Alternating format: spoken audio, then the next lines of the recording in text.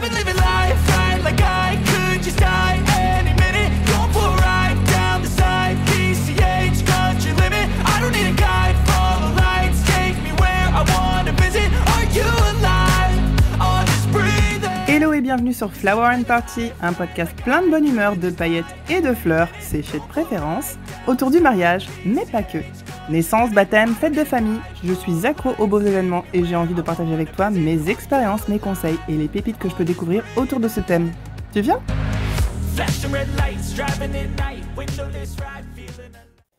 Hello hello et bienvenue dans ce tout nouvel épisode du podcast. Alors écoute, voilà.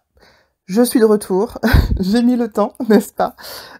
Mais j'avoue que le retour de vacances, voilà, j'avais pas mal de choses à faire, donc du coup, le podcast s'en est un petit peu ressenti, mais bon, comme on dit, mieux vaut tard que jamais, donc me revoilà avec un épisode. J'espère que tu vas bien, que tu vas passer de bonnes vacances, que la reprise n'a pas été trop rude.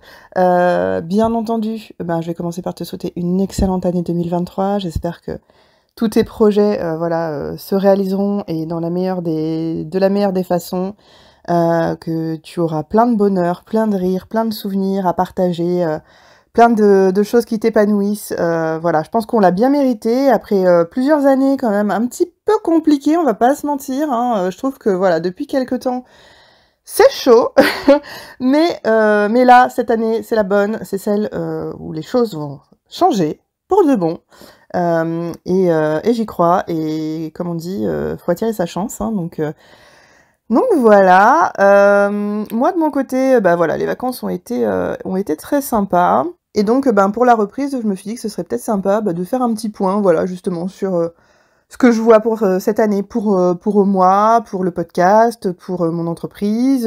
Faire un peu une petite session blabla, pas préparée, pas structurée. J'espère que ce sera pas trop compliqué ni trop brouillon. Mais j'avais envie de faire un petit point sur l'année passée, et puis cette nouvelle année qui se profile. Donc c'est parti. Donc déjà, comment te dire que l'année 2022... a été une année charnière, comme je te disais, en fait, à peu près, les 4 dernières années, je dirais. C'est des années, qui brassent, mais je trouve de façon assez puissante. Donc là, du coup, cette année, l'année dernière, ça a été quand même une grosse année, déjà d'un point de vue professionnel, hein, puisque donc j'ai lâché mon précédent job, que je faisais depuis bien longtemps déjà, qui était j'étais cadre dans une entreprise, hein, et ça faisait longtemps que ça me travaillait de faire un métier créatif, de faire un métier plus manuel aussi, plus artistique, du coup début d'année 2022, j'ai lâché ce job pour monter ma propre entreprise, donc qui est Atelier des Prêts. Donc bien entendu que c'est un changement de vie, radical. Donc là clairement, je découvre la vie d'entrepreneur, je découvre la vie de créatrice française qui fait des choses à la main. Il faut que je me fasse un nom, il faut que je me fasse connaître, c'est hyper enthousiasmant. C'est un projet génial. Vraiment, je suis trop contente de pouvoir le faire. Ça change aussi ma vie privée, forcément, parce que avant, je travaillais dans un bureau. En plus, je suis à Paris, hein, donc on va pas se mentir. Pour celles qui connaissent la région, ça veut dire des transports en commun longs, hein, au moins 1h30 de commuting tous les jours, à gérer avec 2 enfants qu'il faut récupérer à l'école. Aujourd'hui, je travaille, j'ai mon propre atelier, donc ça veut dire que j'ai plus tout ce temps de transport, ça veut dire que je suis beaucoup plus relax au niveau de mon emploi du temps. Si j'ai un enfant qui est malade, je m'adapte. Si j'ai une sortie d'école, je peux y aller. S'il y a un spectacle, toujours à l'école, je peux y aller. Je peux m'investir vraiment de manière différente dans ma journée. Ça veut pas dire que je travaille moins, parce que concrètement, être entrepreneur, je pense qu'on n'en parle pas beaucoup, mais c'est énormément de travail. On se rend pas compte, mais déjà, juste par passion, en fait, parce que c'est ton bébé, t'es tout le temps en train de penser à ça, t'es tout le temps en train de penser à comment tu vas faire pour pour développer l'entreprise, pour la faire connaître, pour la maintenir. Forcément, il y a tout le travail administratif qui va avec, il y a le travail créatif. Voilà, enfin moi je fais des choses manuellement, qui sont des choses très minutieuses. Je mets chaque fleur une à la main, à la pince à épiler. Enfin, je veux dire, tout est cousu main. Donc c'est énormément de temps qui est investi là-dedans. En plus, je suis très investie aussi pour avoir un impact environnemental le plus réduit possible. Donc ça veut dire sélectionner des fournisseurs en Europe, en France, commander en petite quantité, commander des produits nobles, chercher des pierres d'occasion parce que pour éviter de faire des nouvelles extractions. Donc ça prend beaucoup de temps. Et puis, en fait, on y pense tout le temps, on y pense le week-end, on y pense le soir, on voit un truc, on se dit: «Ah ouais, non, il faudrait trop que je fasse ça pour l'entreprise». On écoute un podcast: «Ah bah ouais, il faudrait trop que je fasse ça pour l'entreprise». Et quand t'es pas en train de travailler matériellement dessus, et quand je te dis, enfin, vraiment, pourtant j'étais 4 dans un grand groupe, donc voilà, les journées de 10 heures, c'est quelque chose que je connais très bien. Là, clairement, je pense que j'ai encore augmenté mon temps de travail parce que c'est toujours un petit peu. Donc déjà, je fais des journées normales, plus parfois le soir, plus parfois le week-end, je pense qu'en termes, enfin, j'ai pas calculé mon temps passé à bosser, mais je pense que il a drastiquement augmenté. Cela dit, c'est un pur bonheur, c'est vraiment un pur bonheur, et cette flexibilité de se dire: «Voilà, si un jour j'ai besoin à 4h30, ou même, enfin, je sais pas, de prendre ma matinée pour aller accompagner mes enfants, dans une sortie de classe, et ben, je peux le faire et c'est pas grave, je rattraperai ça le soir, je rattraperai ça le week-end». En gros, enfin, vraiment, ça me donne une liberté, que j'apprécie énormément, donc enfin, rien que ça a énormément changé, ma vie au quotidien. Bien entendu, voilà, c'est plein de projets, plein de trucs enthousiasmants, qui se profilent. Donc j'ai eu mes premières clientes, j'ai eu mes premières commandes, j'ai eu la chance d'être soutenue par des blogueuses, notamment voilà, Stéphanie de la sœur de la mariée, qui est vraiment une fille en or. Enfin, elle me soutient vraiment. Et ma marque et tout ça, donc ça fait tellement plaisir que voilà, je suis pleine d'espoir pour Atelier des Prés et tout ce que ça représente et tout ce que je fais avec ça. Bien sûr, cette année, t'as pu le voir, j'ai lancé le podcast, donc sachant que j'étais déjà présente sur les réseaux, sur Pinterest, Insta, etc. Mais là, ça a pris une autre dimension puisque je te parle 2 fois par semaine à peu près sur le podcast. Donc parler de mariage, ça me fait tellement plaisir aussi parce que du coup, je pense que voilà, t'auras certainement compris, mais donc j'ai une très bonne amie qui se marie l'année prochaine, et du coup tout ça, plus mon activité, plus je me suis dit c'est l'occasion ou jamais de faire un podcast. Et parler de mariage et tout, ça me fait tellement plaisir. Voilà, pouvoir donner mes tips, donner des conseils organisation, donner voilà, des petites découvertes que j'ai faites.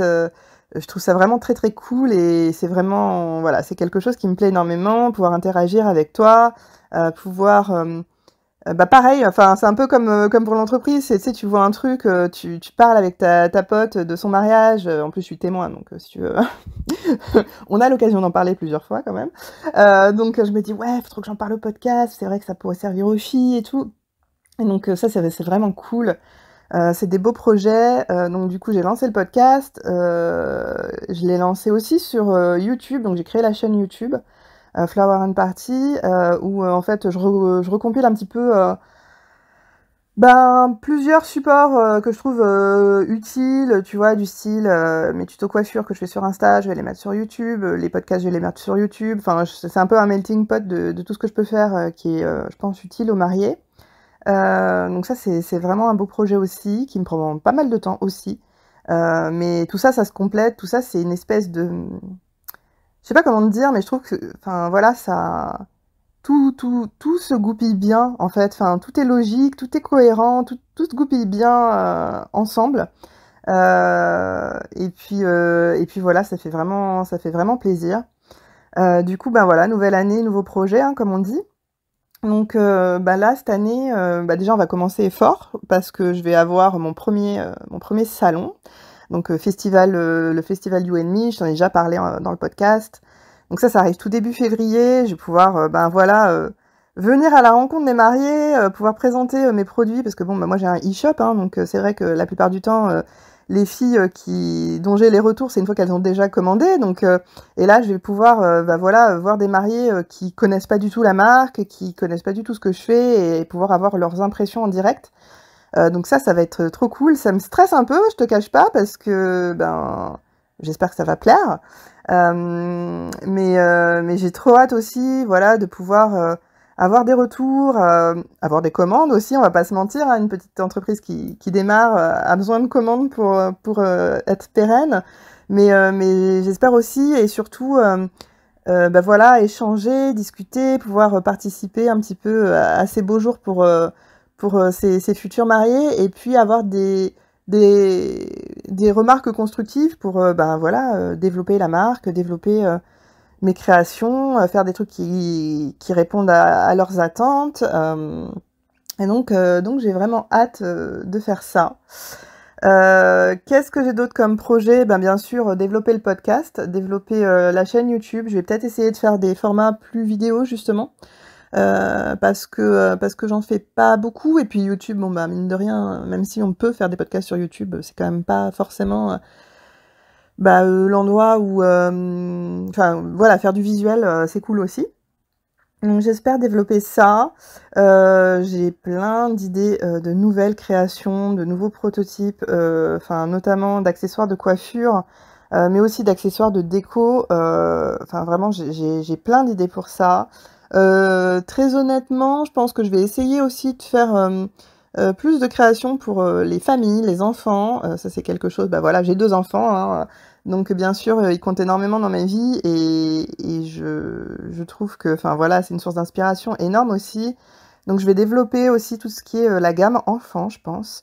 Et puis voilà, le but aussi, c'est de rendre accessible la marque en France, mais aussi à l'étranger. Donc je vais essayer aussi de développer tout ce qui est podcast en anglais. Comme tu as pu le voir, j'en fais. Mais j'en fais pas suffisamment, je suis pas du tout régulière. Donc résolution 2023, c'est de faire plus de podcasts en anglais. Donc en essayant de faire un truc bien régulier pour que tu puisses t'y retrouver, savoir quel jour écouter quoi. Donc voilà, vraiment l'idée cette année, c'est de rendre la marque et le podcast et toute cette activité que je fais durable. Voilà, l'année dernière c'était le lancement, et maintenant cette année c'est vraiment en faire quelque chose de durable, de quelque chose, une vraie entreprise, quelque chose qui marche, et c'est plein de challenges, et c'est excitant, et en même temps c'est effrayant. Mais c'est ça qui fait que la vie vaut la peine d'être vécue, comme on dit. Donc clairement, plein de projets comme ça. Bon, il y a d'autres projets à titre perso que je partagerai pas tout de suite parce que c'est beaucoup trop tôt. Mais cette année, c'est une année, encore une fois, que je souhaite de construction. Probablement de changement, mais dans le bon sens. Voilà, je pense que... quand je regarde aujourd'hui la vie que j'ai par rapport à la vie que j'avais il y a 10 ans, ça n'a rien à voir avec ce que j'avais imaginé. Vraiment. Et en même temps, c'est tout ce que j'avais imaginé. Je sais pas comment dire, mais... En fait, cette vie-là, je l'ai fantasmée pendant hyper longtemps, et je me disais que c'était pas pour moi, je me disais que c'était pas possible, que c'était pas raisonnable, que c'était pas... Et en fait, là, tout ce que je suis en train de faire, c'est comme si... ça avait toujours été quelque chose que j'aurais dû faire, et que je me mettais des freins, en fait. Et là, cette année, et l'année dernière, et l'année d'avant, j'ai dit, c'est bon, en fait, on n'a qu'une vie, tu vois. Je pars dans des vrais lieux communs, mais c'est vraiment ça. On n'a qu'une vie, et en fait, si tu fais pas les trucs maintenant, demain, ça peut s'arrêter. Je l'ai appris à mes dépens, voilà, à la dure, comme on dit. Je sais pas pourquoi je dis tout le temps comme on dit aujourd'hui, alors que c'est une expression que j'utilise jamais, mais c'est pas grave. Mais voilà, c'est vrai que j'ai eu des grosses épreuves dans ma vie, voilà, ces dernières années, et clairement, ça te rappelle vraiment où sont les priorités. Ça te rappelle vraiment que la vie, elle passe vite, et que si t'en profites pas, et ben après c'est trop tard. J'ai bien décidé d'en profiter. J'ai bien décidé de vivre mes rêves. J'ai bien décidé de m'en moquer du regard des autres. J'ai bien décidé de prendre des risques, sachant que c'est des risques modérés et qu'au pire des cas, ben, on reviendra au statu quo d'avant, c'est pas grave. Mais si t'essayes pas, tu sais jamais si ça peut fonctionner. Donc, ben, il faut le faire. Et j'ai plein d'espoir et j'espère que ça va marcher. J'espère que surtout, toi, tu me suivras dans cette aventure. Parce que c'est vrai que ben, c'est quelque chose, voilà, comme tu le sais, hein, qui me tient énormément à cœur. C'est quelque chose de très personnel. Les créations que je fais, elles sont très personnelles. Chaque création, c'est un peu un bout de moi que je mets là, voilà, que j'offre en fait aux personnes qui voudront bien me les prendre. Parce que ça a un côté artistique et que ben, quand c'est artistique, c'est forcément un peu de toi. Et je trouve que ouais, c'est ultra enrichissant et positif et je suis trop contente vraiment bah, que tu sois là et que tu participes à cette aventure et que ça te plaise et donc ben, surtout voilà, n'hésite pas à me dire toi ce que tu penses de tout ça, ce que tu penses du podcast, ce que t'aimerais que je fasse pour le podcast. J'ai des idées d'interviews, j'ai des idées de peut-être faire des reportages, audio. Voilà, j'ai des idées dans la tête, mais surtout, ben voilà, hein, ce podcast, il est aussi à toi. Donc, ben, j'attends que tu me dises ce que tu as envie d'écouter, ce que tu as envie d'avoir comme contenu, ce que tu as envie, qu'est-ce qui te serait utile, qu'est-ce que tu aimes bien, qu'est-ce que tu aimes moins bien. Les critiques constructives sont toujours les bienvenues. Et puis surtout, bah, dis-moi quels sont tes projets à toi pour l'année qui vient. Je présume que si t'es là, il doit y avoir du mariage dans les parages, ou un baptême ou une naissance ou quelque chose du genre, a priori. Mais dans tous les cas, bah voilà, dis-moi quels sont tes projets, quelles sont tes attentes. Comment tu te vois à la fin de l'année prochaine. Moi, clairement, je me vois toujours avec Atelier des Prés, je me vois avoir grandi, avoir encore appris, avoir appris à m'assumer et vraiment à pas avoir peur de tenter des trucs parce qu'en fait, c'est vraiment ça qui rend la vie intéressante et qui rend la vie cool et vraiment en aucun cas je regrette les choix que j'ai faits et voilà. Alors du coup, ben voilà, c'était vraiment un podcast très blabla, très long. Mais écoute, j'espère que ça t'aura pas trop saoulé. Et puis bon, bah le prochain sera beaucoup plus pragmatique et plus structuré, voilà. En tout cas, trop contente de te retrouver. Je te souhaite une excellente année 2023. Plein de bonheur à 2, à 3. Voilà, éclate-toi, n'oublie pas d'être toi-même, de pas avoir peur de prendre des risques, de pas avoir peur de vivre tes rêves parce que voilà, la vie n'attend pas. Et je te dis à très bientôt pour un nouvel épisode. Et en attendant, n'oublie pas, enjoy! Wake up, today's gonna be a good day. Wake up, today's gonna be a good day. Wake up, today's gonna be a good day.